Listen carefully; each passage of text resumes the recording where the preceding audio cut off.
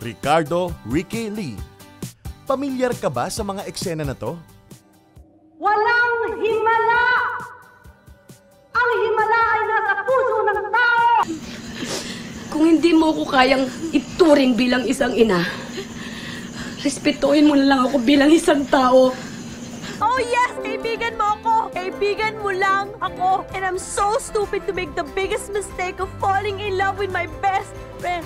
Ilan lamang yan sa mga pelikulang isinulat ni Ricky Lee na humakot ng papuri mula sa mga manonood at kritiko. Higit 180 scripts na ang naisulat niya. Napakaraming parangal na rin ang kanyang natanggap mula sa mga prestigyosong award-giving bodies. Ipinalabas rin sa international film festivals ang mga pelikulang isinulat niya kasama ang mga batikang direktor katulad ni Lino Brocka, Ishmael Bernal, Marilu Diaz-Abaya at Mike De Leon.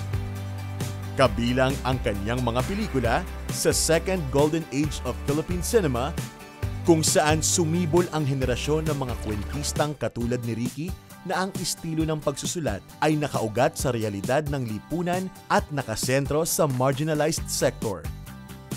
Isa rin siya sa mga aktivistang nakipaglaban para sa bayan at nakulong noong martial law.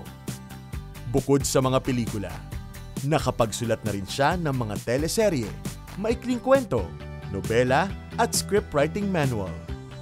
Hindi lamang siya magaling na manunulat, mahusay rin siyang guro ng mga sumisibol na kwentista.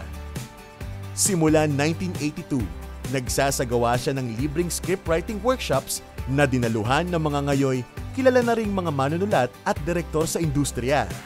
Dahil sa hindi matatawarang kontribusyon sa industriya ng pelikulang Pilipino, iginawad sa kanya ang National Artist for Film and Broadcast Arts noong 2022. Kaalamang sari-sari mula sa Knowledge Factory.